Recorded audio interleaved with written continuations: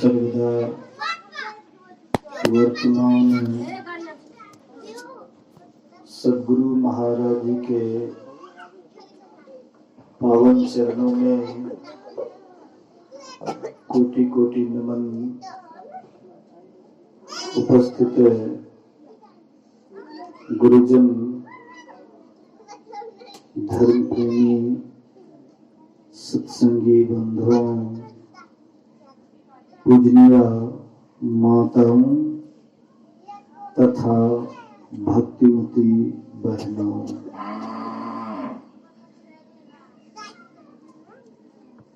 अभी हम लोग परम श्रद्धेय चंद्रलाल शाह जी के निवास स्थान पर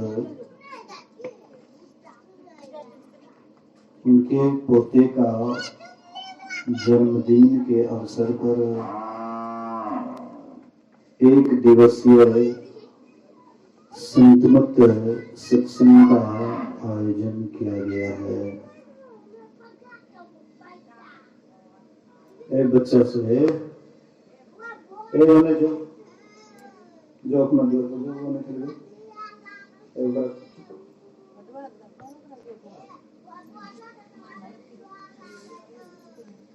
उसको हटाइए वहां से।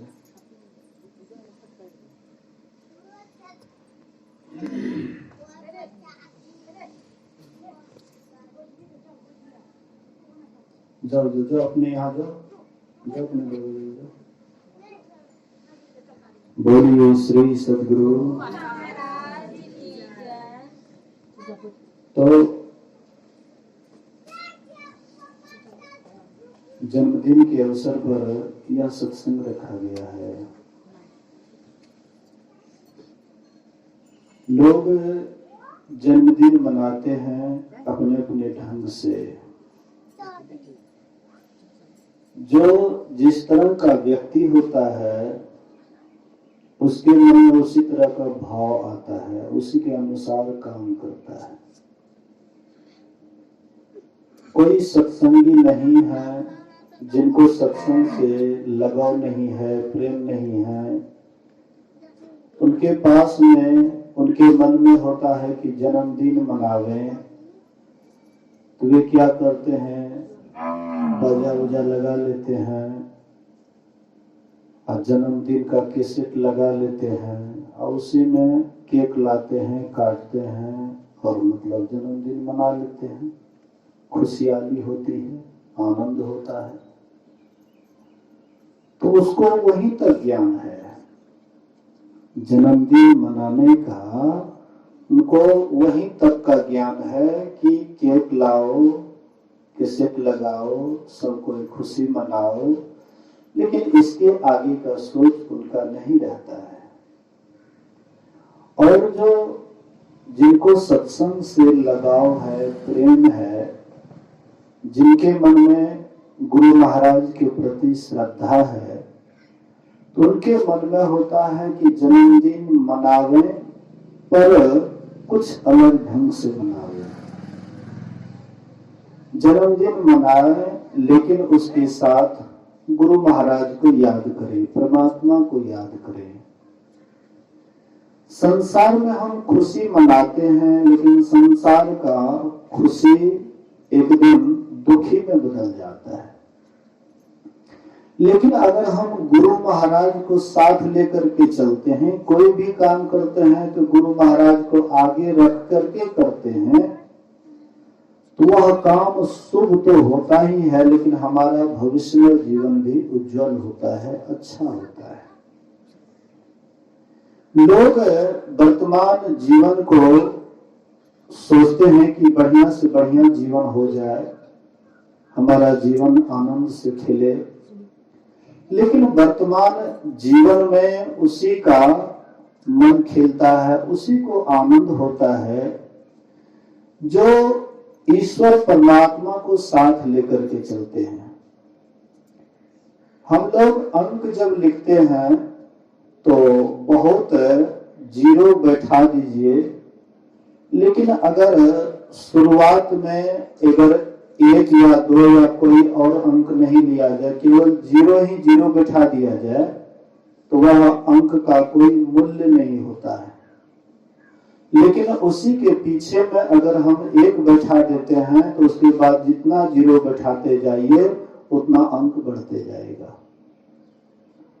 इसी तरह से बिना ईश्वर परमात्मा को याद किए हुए कोई भी काम करते हैं, चाहे जन्मदिन मनाते हैं या मरण दिन मनाते हैं या और भी कुछ काम करते हैं, लेकिन ईश्वर को अगर बिना याद किए हुए करते हैं तो संत महात्मा कहते हैं इसका कोई मूल्य नहीं है, कोई उसका लाभ नहीं है, व्यर्थ बेकार का समय जा रहा है।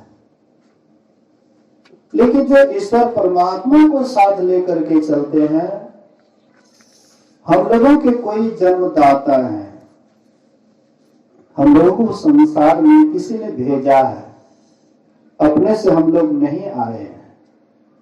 हम लोगों कोई रक्षक हैं, कोई देखरेख करने वाले हैं, और उसी को हम आप ईश्वर कहते हैं, परमात्मा कहते हैं, और उसी की ये संसार लीला है। जैसे लोग रामलीला खेलते हैं, रामलीला खेलते हैं तो उसमें राम का पाठ लेता है, लक्ष्मण का पाठ लेता है, सीता जी का पाठ लेता है। लेकिन रामलीला में राम सीता लक्ष्मण तब तक रहता है जब तक रात में नाटक करता है। उसके बाद नाटक समाप्त हुआ, उसके बाद कौन राम है, कौन सीता है, कौन लक्ष्मण है, पता नहीं लगेगा, तब एकदम साधारण आदमी बन जाता है। ऐसे ही परमात्मा भी लीला किए हैं, खेल किए हैं। जैसे बच्चा लोग खेलते हैं ना, ऐसे ही परमात्मा खेल किए हैं, खेल रचे हैं। और खेल को देख करके परमात्मा को कभी हंसी आती है, कहते हैं कि देखो हम ये जीव को संसार में भेजे कि जाओ खेल खेल करके और फिर मेरे पास आ जाओ। बोलिए श्री सद्गुरु।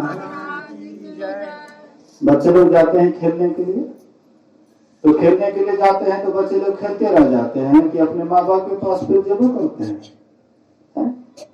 बच्चा लोग खेलता है जब तक भूख नहीं लगी है, पेट भरा हुआ है, तब तक बच्चा खेलता है। और जब वही बच्चा को जब भूख लगता है तब सब खेल खाल को छोड़ छाड़ करके फेंक फाक करके अब बस चला जाता है अपने माँ बाप के पास, क्योंकि खेल है। बच्चा भी जानता है कि खेल है, लेकिन हम लोग संसार में आए, परमात्मा खेल रचे कि चलो हम खेल रच देते हैं। परमात्मा देखते हैं खेला को, खेल को रचने वाले देखते रहते हैं, ये तो खेल है।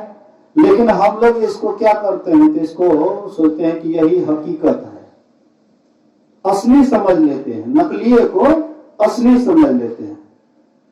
अब कोई राम का पाठ किया, अभी भी जो रामायण का रामानंद सागर के द्वारा जो रामायण बना है, उसमें जो राम का पाठ लिए थे, सीता का पाठ लिए थे, लक्ष्मण का पाठ लिए थे, मोबाइल में सर्च करके देखिएगा तो वह राम अब बूढ़े हो गए, लक्ष्मण भी बूढ़े हो गए और सीता जी भी ऐसे ड्रेस पहनती है कि लगता है कि हीरोइन है कोई। सीता जी का ड्रेस बूढ़ी हो गई है, अभी भी ड्रेस उस काल के है। वो तो नाटक करने वाली थी, हकीकत तो था नहीं, खेल कर रही थी। ऐसे हम लोग भी इसी तरह से खेल करने के लिए आए, परमात्मा भेजे खेल करने के लिए कि जाओ खेल करके फिर मेरे पास आ जाओ। लेकिन हम लोग खेल में ही हकीकत समझ ली कि खेले सही है। कोई पति है और पत्नी को कहते हैं कि यही मेरा सब कुछ है। जब पत्नी ही सब कुछ है तो एक दिन छोड़ करके जाते क्यों है?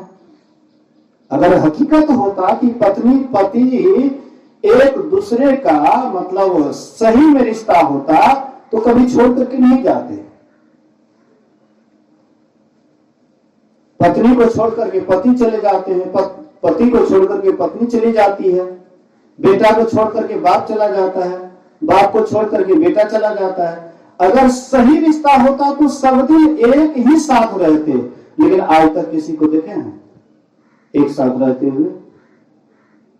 माँ है वो चली गई, बाप है वो भी चले जाएंगे, पिता है, कोई भी रिश्तेदार है, सब कोई छोट खेला है, खेल है। और उसको हम लोग हकीकत समझ लिए हैं, असली समझ लिए हैं, और असली समझने के ही कारण हम लोगों को दुख तकलीफ हो रहा है। दुख कोई चीज नहीं है, दुख को कोई देखे ना, दुख कैसा होता है, सुख कैसा होता है। कोई आदमी हमको अगर दिखा दे कि दुख ऐसा होता है, इस रंग का होता है, इस ढंग का होता है, न तो आप दुख को कभी देखे हैं और ना ही कभी सुख को देखे हैं। तो मन जैसा जैसा सोचता है वह काम हो जाता है, तो वो कहते हैं कि हमको बड़ा सुख लग रहा है। मन जो जो मांगता है वह मिल जाता है, तो हमको लगता है बड़ा सुख मिल रहा है। और मन जो चीज मांगता है वह नहीं मिलता है, तब दुख हो जाता है। और नहीं कहीं सुख दिखाई पड़ता है, न कहीं दुख दिखाई पड़ता है। लेकिन मन के द्वारा जिसको मान लेते हैं सुख, उसी में सुख बुझाता है, और मन के द्वारा जिसको मान लेते हैं दुख, वही दुख बुझाता है। लेकिन सुख दुख कोई चीज है नहीं। आप अपने अंदर में जाइए, आप अपने भीतर में खोजिए कि कहां पर सुख है, कहां पर दुख है। न तो सुख दिखाई पड़ेगा, न दुख दिखाई पड़ेगा। इसलिए महापुरुष कहते हैं कि अपने आप को जानो। अगर तुम हकीकत में सुख स्वरूप होना चाहते हो, तुम तो हो ही सुख स्वरूप, तुम सुख स्वरूप ही हो। तुम में रत्ती भर की कमी नहीं है। जैसे परमात्मा सुख स्वरूप है, वैसे हम आप भी सुख स्वरूप हैं। जो परमात्मा आनंद के खजाने हैं, हम आप भी आनंद के ही खजाने हैं। लेकिन हम आप दुखी हो जाते हैं, हम आप रोने लग जाते हैं, हम आप चिल्लाने लग जाते हैं। आखिर कारण क्या है? इसलिए कि मन इंद्रियों के द्वारा संसार में पसर जाते हैं। जैसे जैसे मन आपका पसरता है, वैसे वैसे आपको दुख महसूस होता है। और वही मन जैसे जैसे आपके भीतर सिमटेंगे, वैसे वैसे सुख बुझाता है। बहुत आदमी सोचते हैं कि सत्संग करेंगे तो हम धनवान हो जाएंगे। अरे धनवान बाहर से आप भले ही बाहर से आपके पास में धन हो या ना हो, लेकिन सही में अगर आप सत्संग कीजिएगा, हृदय से आप सत्संग कीजिएगा, तो भीतर से आप जरूर धनवान हो जाइएगा। इसमें कोई नहीं काट सकता है। धन एक ही तरह का नहीं होता है। धन केवल आंख से ही देखने वाले को हम धन समझें, ऐसा कभी मत सोचिएगा। आंख से जो दिखाई पड़ता है,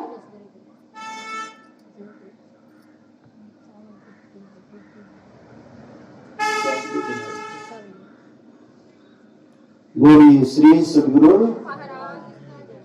जो आंख से दिखाई पड़ता है, हम उसी को धन कहते हैं। सब कोई अभी मतलब जो है बहुत माँ बहनें सत्संग में आई है, पुरुष नहीं आए हैं या कम आए हैं। पुरुष बेचारा क्या करेंगे? पूरा परिवार का भार उसके माथे पर है? वो जब बैठ करके सत्संग सुनेंगे, काम करने के लिए नहीं जाएंगे, तो बाल बच्चे को सामने क्या देंगे? काम करने के लिए जाते हैं। महिला आती है सत्संग में, और पुरुष अगर छुट्टी में भी रहता है, खाली भी रहता है, तो पुरुष के मन में सत्संग के प्रति उतना लगाव नहीं होता है, प्रेम नहीं होता है, क्योंकि उसके माथे पर ढेर भार है। अब भार है कुछ नहीं, लेकिन भार ऊपर से अपने आप रख लिया है माथा पर। भार माथा पर, सोचता है कि हम ही पूरा भार उठा लिए हुए हैं। जैसे भगवान कृष्ण गोवर्धन पहाड़ को कमरिया उंगली से उठाए हुए थे, तो उधर ग्वाल बाल बच्चा लोग कहता था लाठी से ऐसे उठाया हुआ था, उधर सोचता था कि हम ही उठाए हुए हैं। तो उसका भ्रम था कि हम ही उठाए हुए हैं, लेकिन वे उठाए हुए नहीं थे। वो तो ऐसे ही हाँ समर लगाए हुए थे, लेकिन असली भार तो भगवान उठाए हुए। ऐसे ही कोई भार उठाने वाले हैं, कोई करने वाले हैं। कर्तापन का भाव जैसे भीतर में आता है, वैसे सत्संग ध्यान से मन हट जाता है। बोलिए श्री सद्गुरु। कर्तापन का भाव कि हम ही कर रहे हैं, हम आप कुछ नहीं कर रहे हैं। कोई करने वाले हैं, कोई आपके भीतर में कोई करने वाले हैं, हाँ वही करवा रहे हैं तो हम कर रहे हैं। और जब वे करवाना बंद कर देंगे तो हम भी बंद कर देंगे, तब हमारा आपका कुछ नहीं चलेगा। इसीलिए तो आप लोग आए हुए हैं, आप लोग सत्संग में आए हुए हैं काम धाम को छोड़ छाड़ करके ना, काम धाम को छोड़ छाड़ करके, या जिसको जो हुआ मतलब अपना बाल बच्चा के लिए हाँ कुछ व्यवस्था कर दिए, उसके बाद आ गए सत्संग। तो आप आए हैं काम धाम को छोड़ करके कुछ पाने के ख्याल से, कुछ प्राप्त करने के ख्याल से आए हैं। कुछ मन में है, कोई भीतर में मन में कुछ बसा हुआ है कि हम वहां जाएंगे तो कोई लाभ मिलेगा। तो एक लाभ देखने वाला है, जिसको हम इस आंख से देखते हैं, वह लाभ देखने वाला है।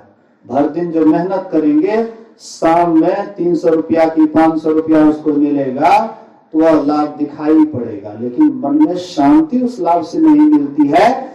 जिस लाभ को पाने के लिए हम लोग यहाँ आए हैं, वह लाभ दिखाई तो नहीं पड़ता है। 500 रुपया या 1000 रुपया दिखाई तो नहीं पड़ता है, लेकिन वह लाभ आंतरिक शांति महसूस कराता है, भीतर का सुख महसूस कराता है। आपके पास में बहुत ढेर संपत्ति है, बहुत धनवान है आपके पास में, लेकिन भीतर में शांति नहीं है, तो वह सुख कहाँ, किस काम का। बहुत सारे आपके पास में धन संपत्ति अंबार लगा हुआ है, लेकिन भीतर से कंगाल बने हुए हैं, मन में शांति नहीं है, अशांत बने हुए हैं, तो वह संपत्ति किस काम का। अशांतस्य कुतो सुखम।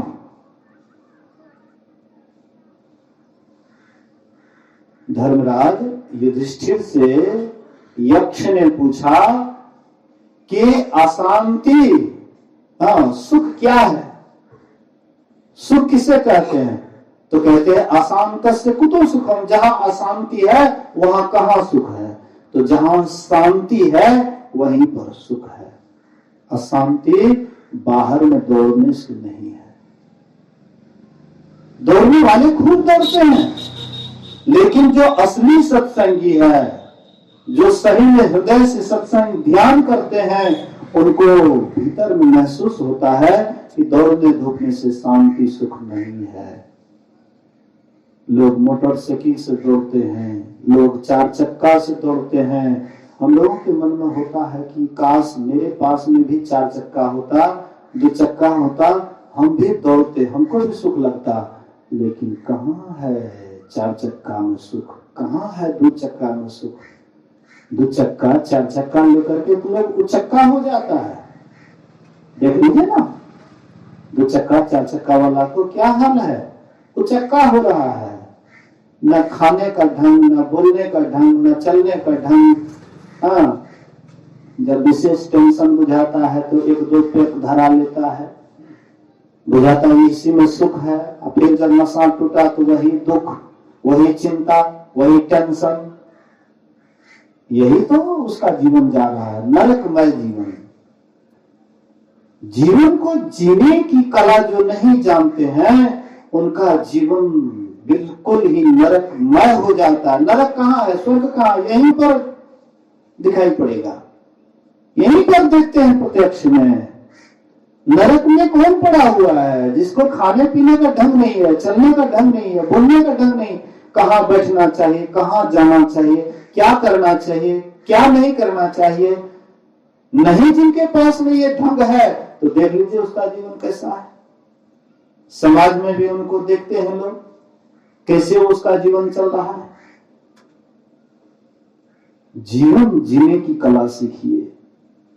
धन केवल बाहर में नहीं है, भीतर में भी धन है। बाहर का धन तो एक दिन छोड़ करके चले जाएंगे, जितना भी है सब कुछ छोड़ करके चले जाएंगे। माता जी थी आश्रम पर, कोई कुछ तोड़ता था कि हे के चेकिया तोड़ छी। आज माता जी चली गई तो कौन हे किया तोड़े छी? कोई है कहने वाला? कोई है देखने वाला? कहीं पर कुछ नहीं है। जो कुछ भी आपको मिला है यहीं पर मिला है, और यहाँ का संपत्ति आपके साथ जाने वाला नहीं है।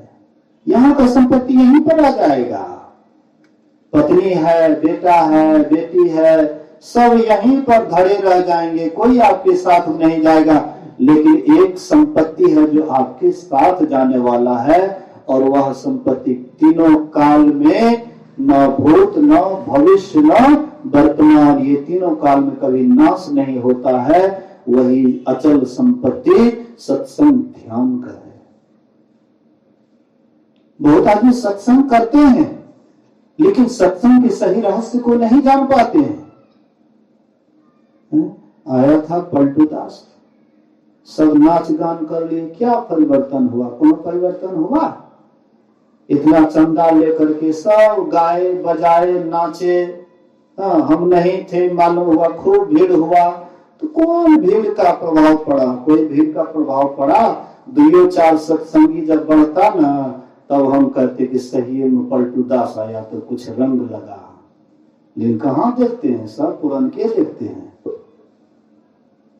लेकिन पुरनका में भी जो अच्छी तरह से ध्यान करते हैं, उनका एक अलग ही संस्कार होता है। उसका चलने का, उठने का, बैठने का एक अलग ही होता है।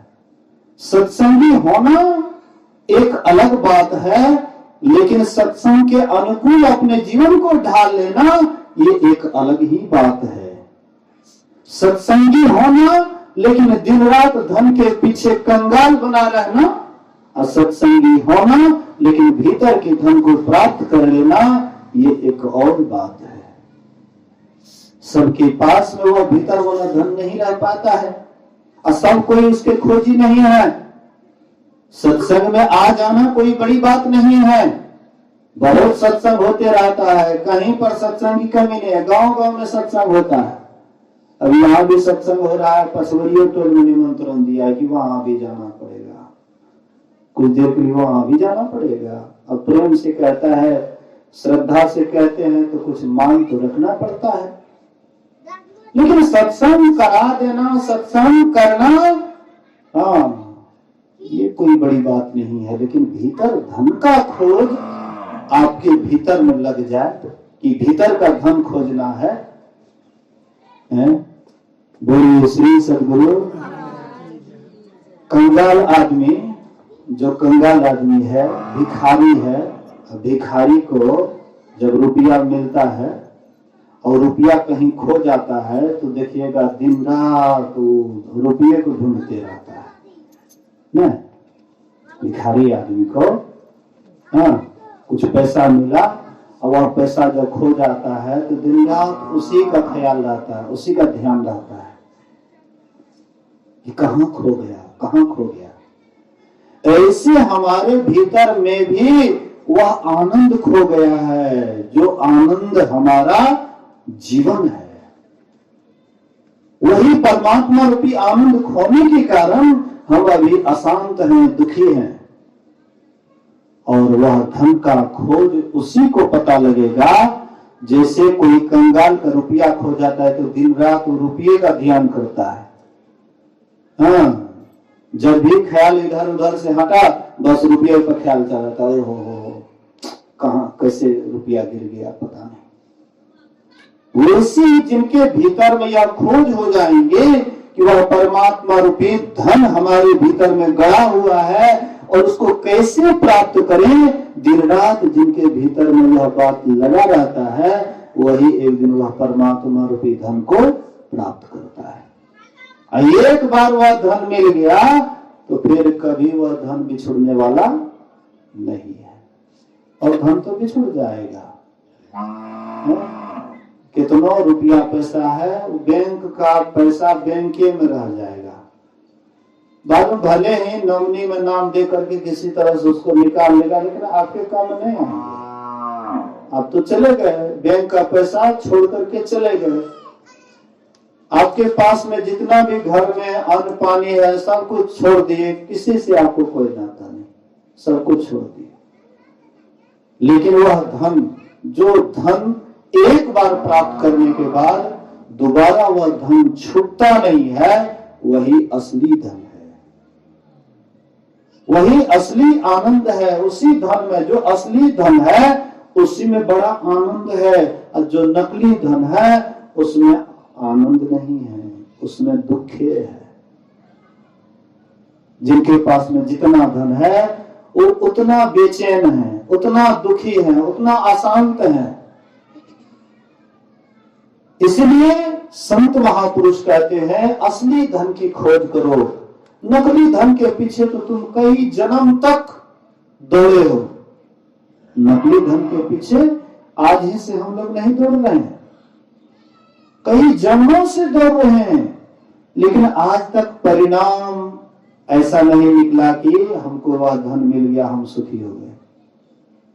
असली धन तो मिल करके भी नहीं के बराबर मिलता है, नकली धन मिल करके भी नहीं मिलता है, और असली धन जब एक बार मिल जाता है तो वह कभी भी छोड़ने का नाम ही नहीं लेता है। इसलिए वह असली धन, वह असली संपत्ति संत महापुरुष कहते हैं तुम्हारे भीतर में है, तुम्हारे अंदर में है, लेकिन तुम बाहर में क्यों खोज रहे हो? कस्तूरी कुंडल बसे, मृग ढूंढे बन माही, ऐसे घट घट पीव है दुनिया जाने नहीं। कस्तूरी कुंडल बसे, हिरण के नाभि में कस्तूरी होता है, और जब कस्तूरी का सुगंध निकलता है तो हिरण बन बन झाड़ी झाड़ी में सूंघते फिरता है कि ये कस्तूरी का सुगंध कहां से आ रहा है। उनको पता नहीं है कि हमारे नाभि के भीतर में ही कस्तूरी का सुगंध आ रहा है, लेकिन उनको पता नहीं है, ढूंढते फिरता है। ऐसे हम आप भी वही हिरण की भांति, मृगा की भांति हम आप भी संसार में सुख को खोज रहे हैं।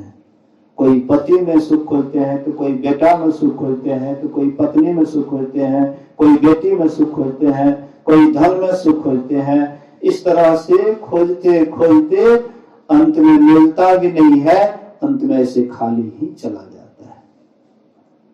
लेकिन वह धन जो आपके हमारे भीतर में गड़ा हुआ है, वह धन अगर एक बार मिल जाए तो कभी वह धन बिछोता नहीं है।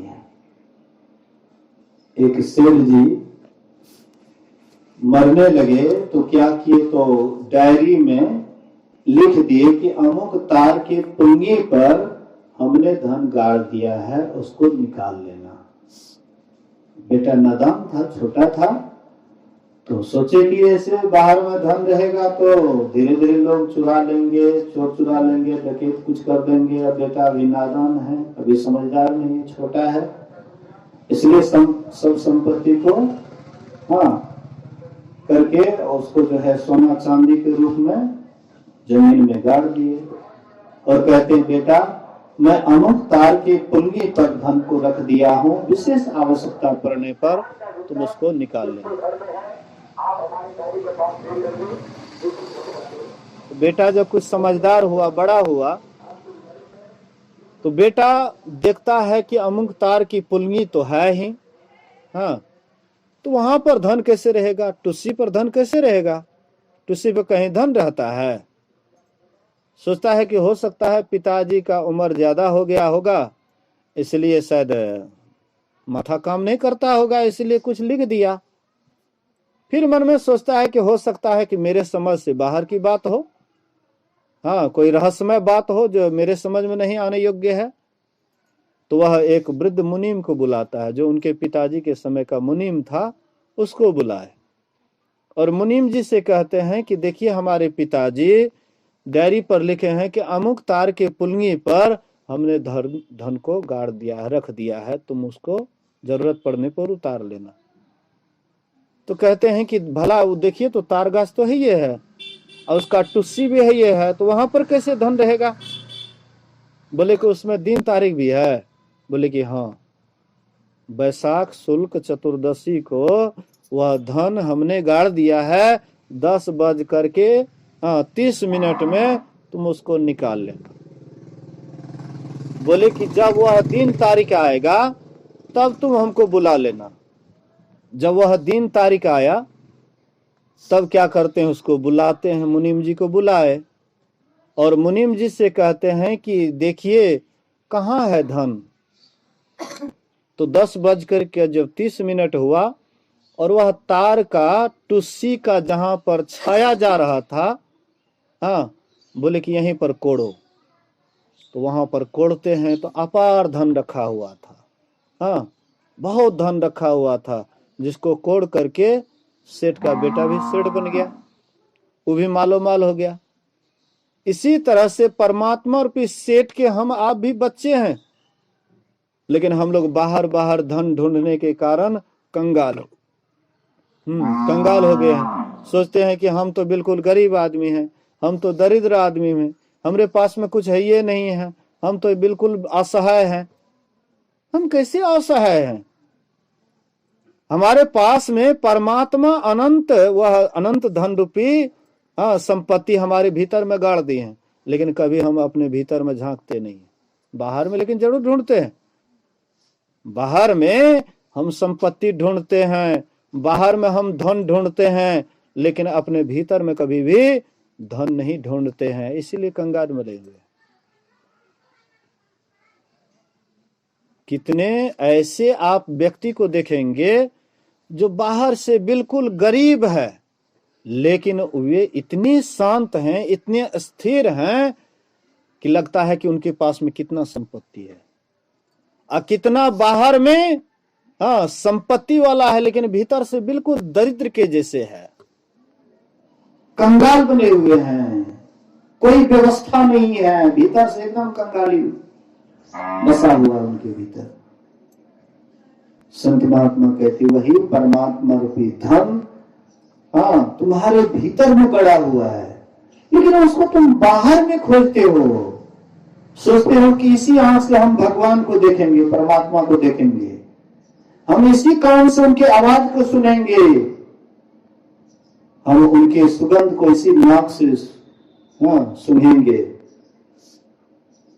इसी हाथ से हम उस परमात्मा को छुएंगे। यही हमारी नादानी हो जाती, मूर्खता हो जाती है। सबसे पहले तो हम अपने आप को जाने कि हम आप कहां पर हैं। हम आप शरीर के बाहर में नहीं हैं। हम आप अपने को कभी देखे हैं शरीर के बाहर? इस आंख से कभी अपने आप को देखे हैं? जब इस आंख से अपने आप को नहीं देख पाते हैं तो परमात्मा को कैसे देखिएगा? परमात्मा जहां है वहीं पर हम हैं, और हम अपने भीतर में हैं, इस शरीर के भीतर में हम हैं। ये सब तो नौकर नौकरानी है।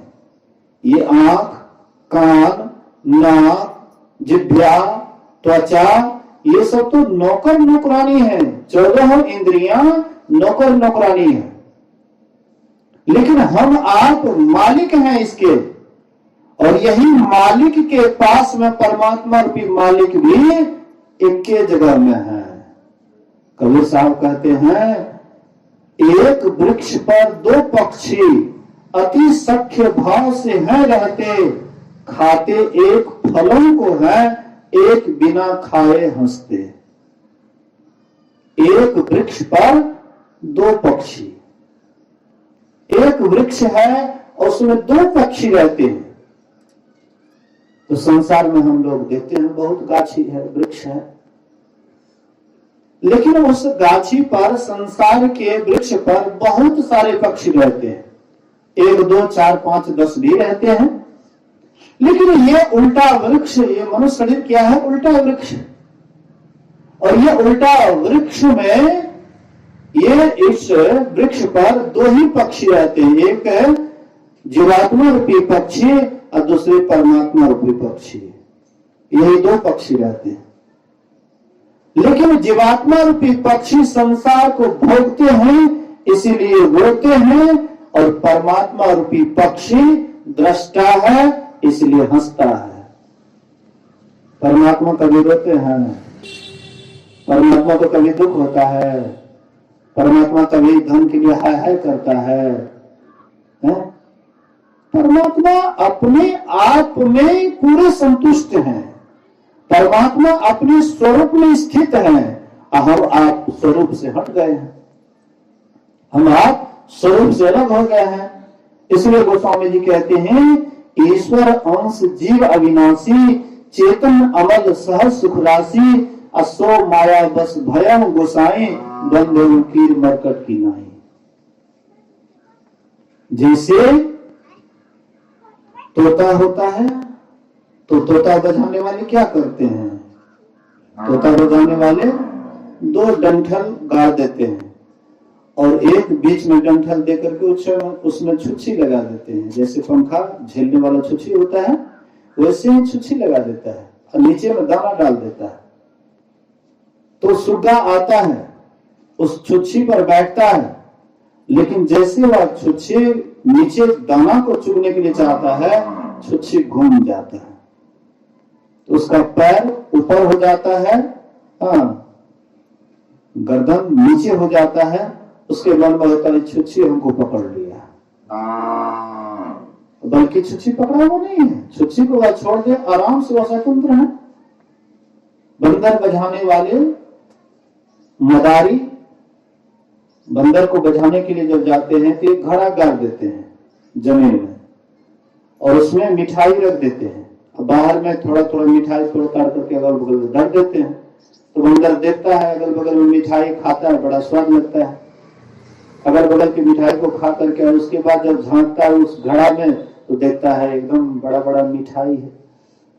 सोचता है कि हम हाथ दे करके वह मिठाई को ले, हाथ तो इधर से घुस जाता है लेकिन उधर से मिठाई पकड़ता है तो मुट्ठी बड़ा हो जाता है, और जैसे निकालता है तो निकल भी नहीं करता है। सोचता है कि हमको घड़ा पकड़ लिया। वह जैसे ही वह मिठाई को छोड़ेगा आराम से वह छूट सकता है मदारी के हाथ से, लेकिन वह बेचारे वह मिठाई को छोड़ता है और न ही उसका हाथ छोड़ता है और वह मदारी के पल्ले में पड़ जाता है। और मदारी जैसे जैसे उसको नाच नचाता है वैसे वैसे नाचता है, भर दिन मांगता है और शाम के समय में एक भी पैसा उसके पास नहीं रहता है। हम आप भी वही बंदर की भांति, वही सुग्गा की भांति हम आप भी विषय रूपी मिठाई को पकड़े हुए हैं, और जब तक इस मिठाई को पकड़े हुए रहेंगे तब तक परमात्मा से दूर रहेंगे। इसलिए हमारे भीतर में वह धन गड़ा हुआ है, उसके लिए हमको बाहर में कोई प्रयास करने की आवश्यकता नहीं। केवल अपने भीतर में स्थित हो जाइए, अपने स्वरूप में स्थित हो जाइए, फिर परमात्मा आपके भीतर में लबालब भरा हुआ है। मछली पानी में रहती है, चारों तरफ मछली के चारों तरफ पानी है, लेकिन मछली फिर भी प्यासी रहती है। कबीर साहब कहते हैं पानी बीच मीन प्यासी रे, अब वही सुनी सुनी आवत हंसी रे। मछली पानी में रहती है लेकिन प्यासी रहती है। कबीर साहब कहते हैं देख करके मुझे बड़ी हंसी आती है। मछली के चारों तरफ पानी है लेकिन फिर भी प्यासी रहती है। ऐसे हमारे भीतर में लबालब परमात्मा भरा हुआ है, लेकिन फिर भी हम कंगाल बने हुए हैं, फिर भी हम दुखी हैं, फिर भी दिन रात हम परेशान रहते हैं। लेकिन वह परमात्मा, वह ईश्वर को हम लोगों को पता लगाना है कि वह कहाँ है। तो इसका पता कौन बताएंगे? जिनको पता लग गया है, जिनको वह परमात्मा रूपी धन का पता लग गया है, वही बताएंगे कि कहाँ पर वह परमात्मा रूपी धन गड़ा हुआ है।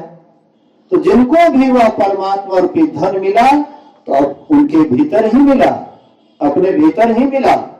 हम आप भी जब भी खोजेंगे और जब भी हमें परमात्मा मिलेगा तो अपने भीतर में ही मिलेगा। और एक बार अगर मिल गया तो फिर दोबारा कहीं बिछड़ने वाला नहीं है। इसलिए महापुरुष कहते हैं इनके लिए बाहर दौड़ना छोड़ दो। जो जितना शरीर से स्थिर हो जाएंगे वह मन से उतना ही स्थिर होंगे, और जो मन से जितना स्थिर होंगे वही आत्मा का खोज करेगा, वही आत्मा का अन्वेषण करेगा। इसलिए संत महापुरुष कहते हैं मन जाता है जाने दे, तू मत जा शरीर, पांचों आत्मा बस करे, कह गए दास कबीर। मन जाता है जाने दे। हम लोग सत्संग में बैठते हैं तो मन भाग जाता है घर की तरफ। सत्संग सुनते सुनते भी, प्रवचन सुनते सुनते भी मन कहीं से कहीं भाग जाता है, कुछ से कुछ सोचने लग जाता है। कभी साहब कहते घबराने की बात नहीं है। अब ध्यान पर बैठते हैं तो और ज्यादा भागता है। जिस समय में भी ध्यान पर बैठते हैं तो पूरा दुनिया का ख्याल उस समय में आता है और मन ज्यादा भागता है। तो संत महात्मा कहते हैं मन जाता है जाने दे। सत्संग के समय में भी मन भाग जाता है, जाने दो, घबराना नहीं है। क्योंकि मन का घर कोई और जगह नहीं है, 3.5 हाथ का ही उसका घर है। मन बेचारा क्या करेगा, फिर आएगा इसी शरीर में, दूसरा उसका जगह नहीं है। वैसे ही ध्यान पर बैठते हैं, मन भागता है लेकिन जाता है जाने दीजिए। अस्थिर से आप बैठे रहिए, शांत होकर के बैठे रहिए, और जो काम बतलाए हैं वह काम करते रहिए। तो मन बेचारा कितना देर तक बाहर में रहेगा, अपने घूम करके यहाँ आएगा। जैसे अपने भीतर में आएगा वैसे उसको सुख लगेगा। हम आप कहीं पर मेहमानी जाते हैं तो मेहमानी जाते हैं ना, तो वहां पर ज्यादा रोज हो जाता है तो मन में होता है आपन घर जतिए एठना क्या दिन भा गए, ठीक नहीं लगे छे। अपना घर में सबको बढ़िया लगता है और दूसरे का घर किसी को भी अच्छा नहीं लगता। मेहमानी 2-4 रोज के लिए रहते हैं, उसके बाद हम भी कंजर आ गए, 7-8 रोज हो गया तो हमको भी लगा कि आश्रम में कैसे होगा नहीं होगा, आश्रम का भी देख रेख करना है। अपना घर का याद तो भी करता है। इसलिए शरीर का अपना घर है लेकिन मन का अपना घर यही है 3.5 हाथ का। आत्मा का यही है 3.5 हाथ का घर। इसलिए संत महात्मा कहते हैं इसी घर में खोजो, यही घर में सब कुछ है। जैसे आपके घर में आप अपना व्यवस्था करके रखे हुए, खाने के लिए, पीने के लिए, बैठने के लिए, ओढ़ने के लिए, सारा व्यवस्था अपना घर में रखे हैं। कुर्सी, पलंग, चादर वगैरह सब कुछ रखे हुए, खाने पीने के लिए सब कुछ रखे हुए। इसी तरह से इस शरीर के भीतर में भी परमात्मा सब इंतजाम कर दिए हैं। इसी शरीर के अंदर में सारी व्यवस्था कर दिए हैं। कहते हैं तुम्हारे भीतर में वह अमृत चू रहा है, वह अमृत हमेशा बरस रहा है, लेकिन तुम क्या किए हो, तो उधर से मुंह फेर दिए हो, उधर से मुंह फेर लिए हो। तो वह अमृत कैसे तुम्हारे मुंह में जाएगा और तुम कैसे अमर होगे। तो वह अमृत ज्योति रूप अमृत और शब्द रूप अमृत है, लेकिन वह ज्योति और शब्द को पाने के लिए एक नाम और एक रूप की उपासना करनी पड़ती है। जो गुरु बतला दिए हैं, एक नाम को जपो तो एक नाम का जाप कीजिए, अति पावन गुरु मंत्र, मन ही मन जाप जपो, खूब जपिए इसको। अपने भीतर में अगर आप सुख पाना चाहते हैं, शांति पाना चाहते हैं, तो एक नाम को खूब जपिए। उठते बैठते सोते जागते चलते फिरते काम करते हुए बराबर जपिए। उसके बाद एक रूप पर बराबर ख्याल कीजिए। जिस रूप का ध्यान करते हैं उस रूप को उठते बैठते सोते जागते बराबर उस रूप को याद कीजिए। और ये काम अगर आपका ठीक ठीक हो जाएगा तो फिर आपको वही अमृत का बूंद आपको मिलेगा। परमात्मा रूपी अमृत का बूंद प्रकाश के रूप में और शब्द के रूप में मिलेंगे। और वह बूंद जब आप पीजिएगा तो पी पी होए सूरत मतवाली, ये मतवाली सूरत, सूरत पी करके एकदम मतवाला हो जाएंगे। जैसे लोग शराब पी करके मतवाला हो जाता है, झूमने लगता है, यहाँ पर बिना शराब के ऐसी नशा को आप पिएंगे जो नशा को पी करके एकदम मस्त हो जाएंगे। आपके सामने प्रधानमंत्री और मुख्यमंत्री भी किसी गिनती का नहीं रहेगा, क्योंकि सारा व्यवस्था परमात्मा इस शरीर के भीतर में किए हैं और इसी शरीर के भीतर में हम आपको परमात्मा को ढूंढना है और ढूंढने की भी कोई जरूरत नहीं है। हम जहां वहीं पर शांत हो जाएंगे तो परमात्मा एकदम लबालब भरा हुआ है। ढूंढा जाता है उसको जो खो जाता है, जो हेरा जाता है, लेकिन परमात्मा हेराया हुआ नहीं है, एकदम लबालब भरा हुआ है। केवल हम अपने भीतर में जाएंगे एकदम प्रत्यक्ष उनको पाएंगे। तो अभी का सत्संग आरती के बाद समाप्त होगा और फिर अपराह्नकालीन सत्संग समय के साथ शुरू होगा।